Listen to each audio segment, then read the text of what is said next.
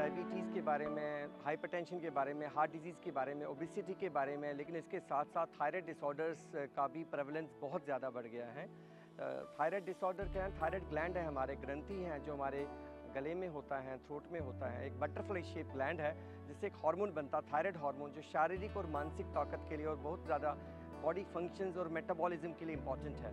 तो इसके दो डिसऑर्डर्स हैं। अगर एक ग्रंथि काम कम करेगा उसको हाइपोथायराइडिज्म बोलते हैं, जब हार्मोन्स कम हो जाएंगे, और अगर हार्मोन ज़्यादा हो जाएंगे तो उसको हम हाइपरथायराइडिज्म बोलते हैं। इसके लक्षण क्या हैं? अगर हार्मोन्स कम हो जाएंगे, हाइपोथायराइडिज्म जो बहुत कॉमन डिजीज़ आजकल हम देखते हैं, इसके कारण वर्ष क्या होगा कि बॉडी का वेट बढ़ेगा, स्किन ड्राइनेस होगी, हेयर फॉल हो सकता है, बॉडी सिस्टम वीक होने की वजह से, मेटाबॉलिज्म वीक होने की वजह से कोल्ड इंटॉलरेंस, ठंड ज़्यादा लगेगी, हार्ट रेट कम होगा, एनर्जी कम होगी, डिप्रेशन का कॉमन सिम्टम है, अंडरलाइंग कॉज हो सकता है हाइपोथायराइड।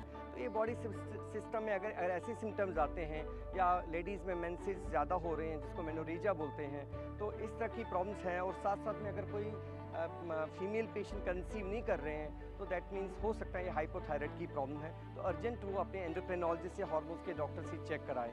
नंबर 2, अगर हार्मोन का लेवल ज़्यादा बढ़ जाएगा, इसको हम हाइपरथायराइडिज्म बोलते हैं, जिससे वेट लॉस हो सकता है, जिससे ट्रमर्स या पैल्पिटेशन या धड़कन हार्ट की बढ़ना, या कंपन ट्रमर्स होना, या स्वेटिंग पर्सपिरेशन होना, हीट इंटॉलरेंस, उनको गर्मी बर्दाश्त नहीं होती, ये प्रॉब्लम्स हो सकते हैं। उनमें जो मेंसेस हैं वो डिले हो सकते हैं, जिसको एमिनोरिया बोलते हैं। हेयर लॉस इन पेशेंट्स में भी हो सकता है, और उनकी बोन्स बहुत ज़्यादा वीक, ब्रिटल या फ्रेजाइल हो सकते हैं।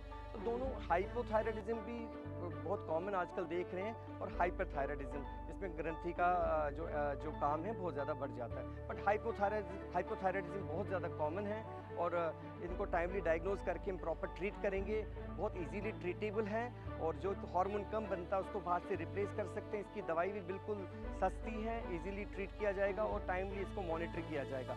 हाइपरथायराइडिज्म के बहुत सारे कॉजेज़ हो सकते हैं, चाहे ग्लैंड का साइज़ बड़ा है, या उसमें कोई नोड्यूल्स आ गए हैं, तो मेडिकल ट्रीटमेंट के साथ साथ इसका एक रेडियोआयोडीन ट्रीटमेंट भी हो सकता है। कुछ पेशेंट में सर्जरी भी करानी पड़ सकती है। और एक इम्पॉर्टेंट चीज़ है, कभी कभी ग्रंथि में कभी कोई नोड्यूल खराब वाला बीमारी भी हो सकती है, जिसको मैलिग्नेंसी या कैंसर भी बोल सकते हैं। अगर टाइमली डायग्नोज किया जाए, सुई वाला टेस्ट जिसको FNAC बोलते हैं, अगर किया जाए, अगर उसमें कोई प्रॉब्लम आ भी सकती है, टाइमली उसकी सर्जरी की जाए, वो क्योरेबल है। तो थायराइड ग्लैंड का अगर कोई कैंसर भी है तो वो टाइमली डायग्नोज करने से उसको हम क्योर कर सकते हैं। ये कॉमन बीमारियाँ थायराइड ग्लैंड की है। तो टाइमली एंडोक्राइन डॉक्टर या हार्मोन्स के डॉक्टर से चेक कराइए और इसका प्रॉपर निदान करिए। Thank you.